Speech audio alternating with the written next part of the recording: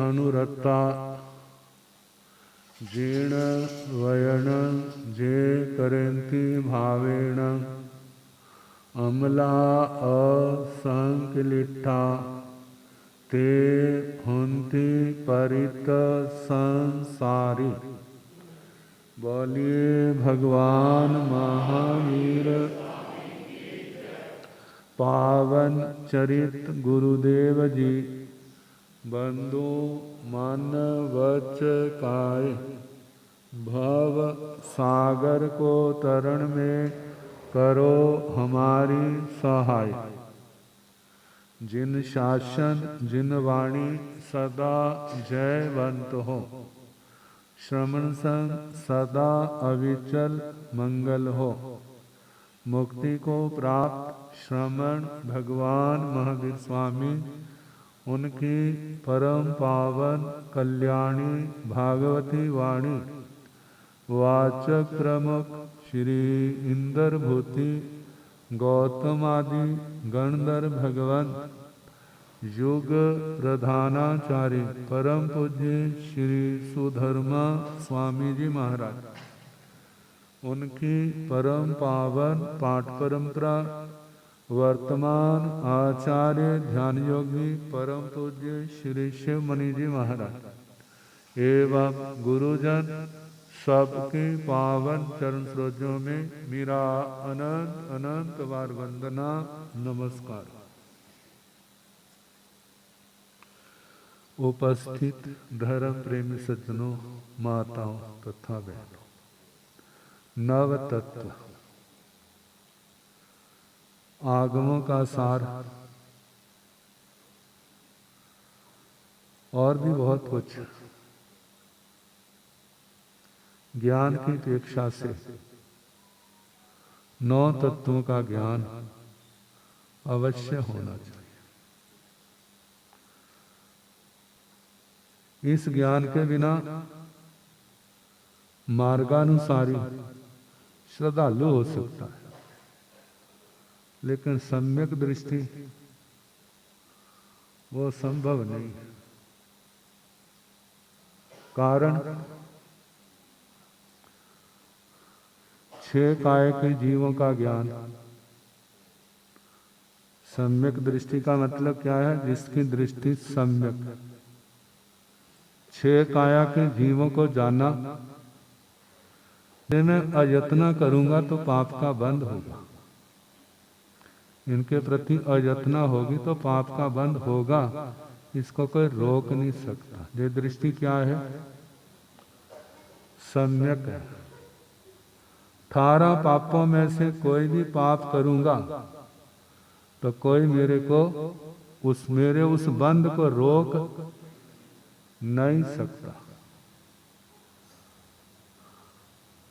इन 18 पापों को रोका कैसे जा सकता है? त्याग करेंगे तो रुकेंगे, अन्यथा नहीं रुकेंगे। 18 पापों के माध्यम से जो कर्म बंधे हैं, उनको तोड़ने का रास्ता किसी की कृपा नहीं, अपना बल पराक्रम। जब हमारा बल पराक्रम कर्मों को तोड़ने की दृष्टि से 12 प्रकार के तप में लगेगा, तब हमारे कर्म टूटेंगे, अन्यथा टूटने वाले। दूसरा, आपको धन दौलत दे सकता है, जमीन जायदाद दे सकता है, लेकिन आपको तभी मिलेगी यदि आपका पुण्य कर्म होगा।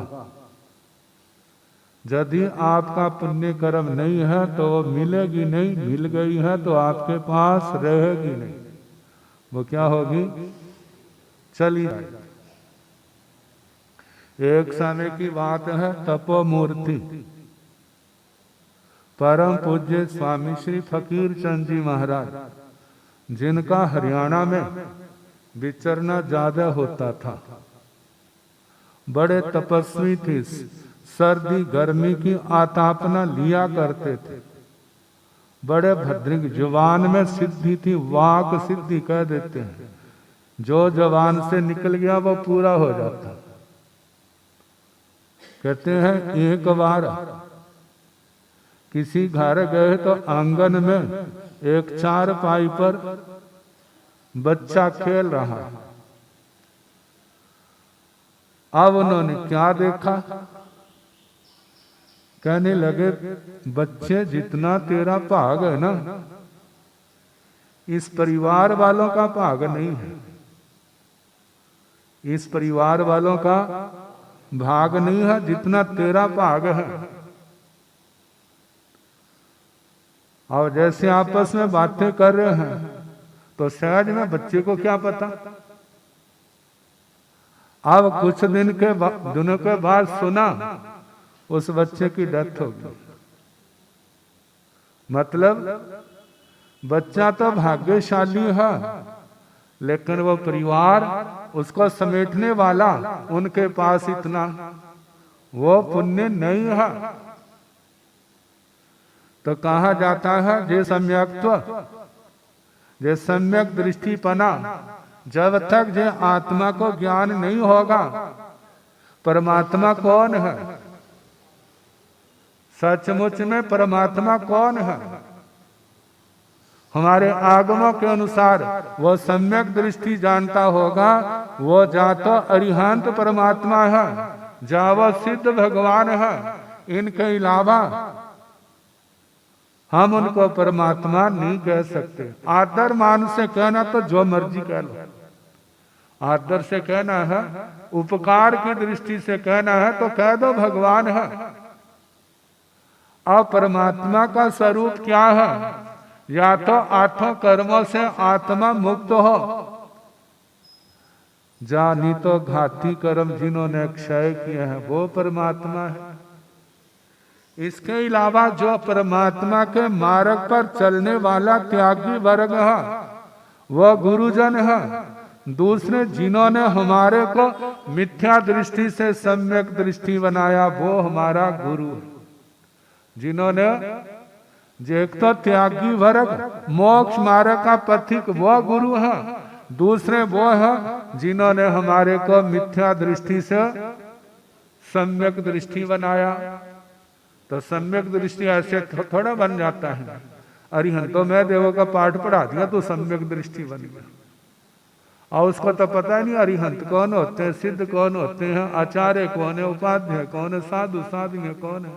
वह श्रद्धालु हो सकता है, मार्गानुसारी हो सकता, जो गुरु ने कहा वो करना है, लेकिन सम्यक दृष्टि उसको पता होगा परमात्मा का स्वरूप क्या है, आत्मा का स्वरूप क्या है, गुरु का स्वरूप क्या है, ये सारा उसकी जानकारी में होगा। यदि कोई उसको कहेगा ऐसा नहीं है, कहते तेरे को नहीं पता। जैसे आजकल बच्चे ना स्कूल में जाते हैं, पढ़ के आते हैं तो वहां पढ़ाती है ऐसा नहीं है, कहते आपको नहीं आता, हमारी मैडम ने क्या कहा हुआ है, मैडम ऐसा कहती थी आपको नहीं आता। और उसको क्या पता भला मैडम को नहीं आता या तेरी माँ को नहीं आता, उसके लिए तो वही है क्या है। तो जिस समय सम्यक दृष्टिपना आ जाता है तो वह दूसरे की बात का प्रतिकार करता है जो ठीक नहीं है, जो आप कह रहे हैं। जैसे कुंड को लिखना उस देवता को कहा था, देवता कहने लगा भगवान महावीर स्वामी की देशना अच्छी नहीं है, गौशाले की देशना अच्छी है। वो कहते कैसे, कहते जहाँ जो भी सब कुछ करना पड़ता है बिना किए कुछ मिलता नहीं है, और गौशाला कहता है जो कुछ मिलना आपको बिना मेहनत के ही मिल जाना है। कहते यदि बिना मेहनत से ऐसे मिल जाता है तो तुम देवता बने हो क्या, बल पराक्रम से बने हो या उसके बिना। कहते उसके बिना बने हैं। कहते उसके बिना बने हैं तो कीड़े मकोड़े क्यों नहीं देवता बन गए, जी तो बन जाते। ये कीड़े मकोड़े क्यों बने हैं, तुम देवता बने हो क्यों बने हो, मनुष्य बना क्यों बना है, नरक में गया है तो क्यों गया है। जिसने बल पराक्रम का सदुपयोग किया है वह ऊर्ध्वगामी बना है, और जिसने बल पराक्रम का दुरुपयोग किया है वह क्या बना, अधो दिशागामी, अधो गतियों में जा रहा। ये दुनिया का सच है, और सम्यक दृष्टि को इसका पता है, इसलिए वो जानता है, उसको मानता है और उसके अनुसार भावना करता है। वह दिन धन्य होगा जब मैं 18 पापों का परित्याग करूंगा, वह दिन धन्य होगा जब मेरे जीवन में सारा प्रकार का संयम आएगा। चलो पूर्ण नहीं है तो जितना आ सकता है उतना ज्यादा से ज्यादा क्या करूं, संयम का पालन करूं। मैं 12 प्रकार की तपस्या की आराधना करूं, चाहे वो आज कुछ भी नहीं कर सकता, लेकिन भावना तपस्या की है और जो करते हैं उनके प्रति अनुमोदना है। जे शब्द जे तन ये क्या है, जे धन्य है, अपने जीवन को सफल बना रहे हैं। मेरा कैसा अंतराय कर्म है, मेरे कैसे पाप कर्म है, मेरे जीवन में जो संयम नहीं आ रहा, वह दिन धन्य होगा जब इन सद्भावनाओं से कितनी निर्जरा कर लेता है। कहा सम्यक दृष्टि कैसे होगा भला, जिसको 9 तत्वों के ज्ञान, अर्थ ज्ञान इसकी समझ नहीं है। कहते हैं जब ये सम्यक दृष्टि आ जाती है ना, तो इस अवस्था में नरक आयु का बंध नहीं होता, त्रियंच आयु का भी बंध नहीं होता। यदि मनुष्य है जहाँ त्रियंच सम्यक दृष्टि है तो नियम से उसकी वैमानिक देवों की आयु का बंध होगा। ये किसका परिणाम है, सम्यक दृष्टि का। यदि नार की देवता सम्यक दृष्टि है तो उनका नियम से मनुष्य आयु का बंध होगा, त्रियंच आयु का बंध नहीं होगा। ये सम्यक दृष्टि का, तो सम्यक दृष्टि आएगा कब, जब हम ध्यान से इन 9 तत्वों को जानेंगे। कैसे तरने का मार्ग संबर मार्ग में बताया जा रहा है। तो 10 प्रकार का श्रमण धर्म, खंति मुक्ति अजवे मदवे लागवे सच्चे संयमे तवे चियाए बम्ब चेर वासी। तीसरा चल रहा है अजवे आर्जव। कहते हैं आर्जव का जीवन में क्या स्थान है।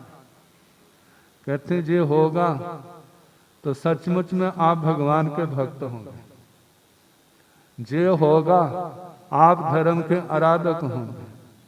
यदि ये नहीं है, ना भगवान के भक्त है ना धर्म के आराधक। माया छल जो हम पाप को छिपा के रखते हैं, ये आत्मा को ऊंचा नहीं उठने देते, ये आत्मा को ऊंचा नहीं उठने देते। क्या करते हैं, नीचे गिराते। कहते जैसे बर्तन में गंदी चीज पड़ी है, आप अच्छी चीज डालोगे तो क्या होगा, वो भी गंदी हो जाएगी। देखो भला हमारा शरीर कैसा है, भला हमारा शरीर साफ है या गंदा है। चाहे आप कितना स्नान कर लो, कौन सी कंपनी के साबुन को मल मल के क्या कर लो, आप ऊपर सफाई कर लो, लेकिन यदि आपके हाथ में खीर का बर्तन है, आप उसने क्या किया, उसको मुंह को लगाया, पास खड़े कहकर तुम ही खा ले, क्या वो खा लेगा। आपका कोई निकट का बच्चा है तो बात अलग, अत्यंत निकट संबंध में खा ले, लेकिन दूसरा व्यक्ति केवल जवान लगने से वो क्या हो गया, झूठा हो गया, झूठा हो गया, झूठा हो गया। और उसके बाद खाना तो क्या देखना भी नहीं चाहेगा। यदि आपने नहा धो के शरीर को पवित्र बना लिया है तो जवान तो नहीं हुई। अच्छा मानो जवान को भी धो लो, साबुन लगा के धो लो, फिर आप जवान को उस खीर के साथ लगाए तो क्या दूसरा खा लेगा। भाई मैंने तो जवान की बहुत सफाई की है, अब इसमें झूठापन नहीं है। कहते मूर्ख थोड़ा हूं, बोलो कोई खाएगा, नहीं खाएगा। क्यों, क्योंकि अंदर क्या है, जो गंदगी का पिटारा, गंदगी की खान, गंदगी की मशीन, चाहे इतना है, लेकिन हमारे अंदर ज्ञान का प्रकाश है ना, तो ये शरीर अमृत बन जाता।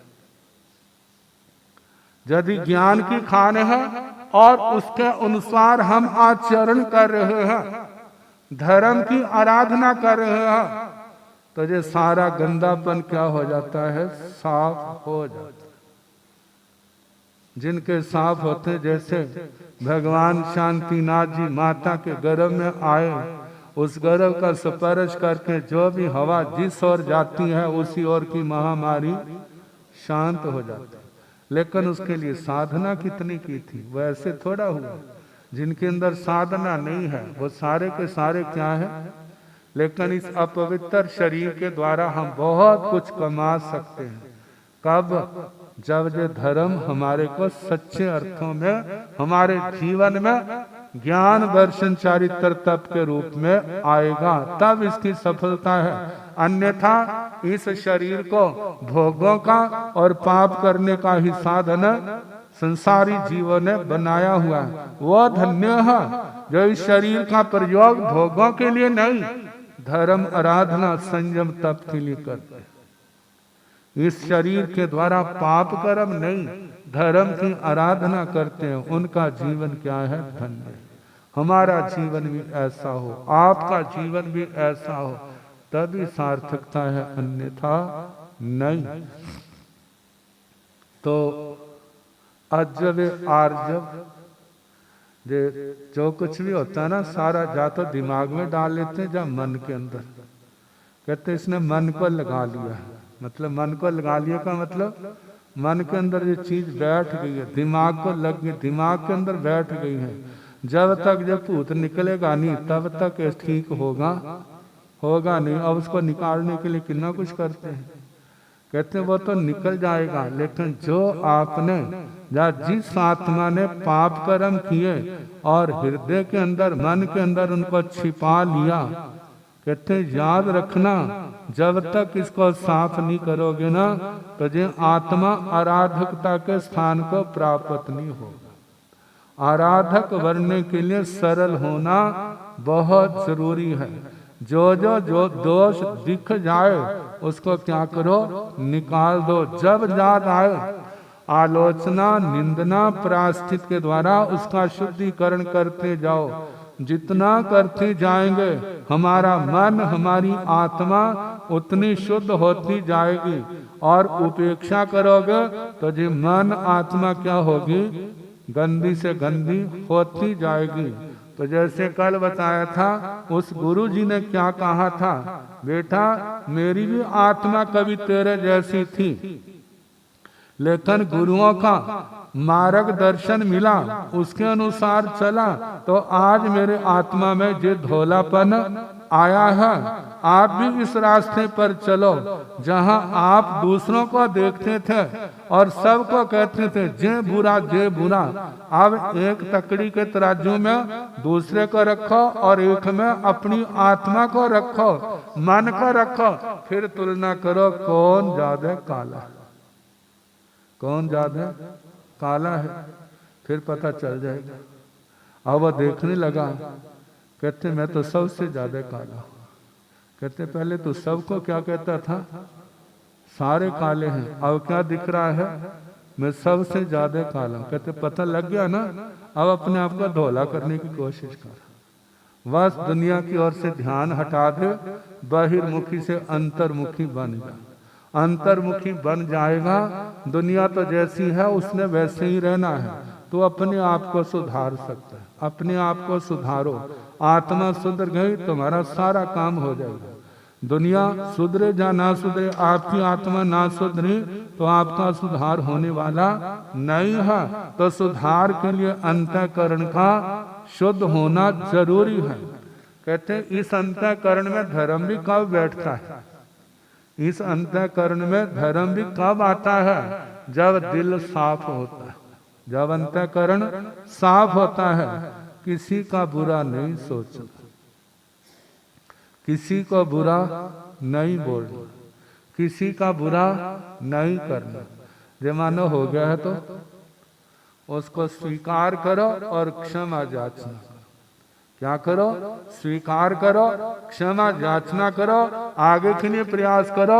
जे कार्य दोबारा नहीं होगा, जो हुआ है उसका आलोचना पश्चाताप प्रायश्चित करो, ये शुद्ध होना शुरू हो जाएगा। कहते हैं जितनी हमारी तपस्या है, साधना है, स्वाध्याय है, जो भी धर्म आराधनाएं है, वह देखा जाए तो इसके लिए आत्मा को, मन को शुद्ध करने के लिए है। कहते हैं मन शुद्ध हो जाएगा, वाणी भी शुद्ध हो जाएगी, शरीर भी शुद्ध हो जाएगा। यदि मन शुद्ध नहीं है तो कुछ भी शुद्ध होने वाला नहीं है, धर्म आराधना भी शुद्ध नहीं होगी। इसलिए कहा जाता है अपने दोषों को देखो, अपने पाप की ओर ध्यान दो और उसकी आलोचना, निंदना, गरहना के द्वारा और प्रायश्चित के द्वारा उसका शुद्धिकरण करते जाओ। जैसा जैसा शुद्धिकरण होता जाएगा, धर्म कहीं बाहर से नहीं आना। जो धर्म की बातें वो सारी आत्मा के अंदर है, वो प्रकट होने लग जाएंगे। जब प्रकट होंगी तो जे बाग लय लहा उठेगा, सबका बाग जे लय लहाए। इन शुभकामनाओं के साथ बाकी कल जैसे अवसर हो।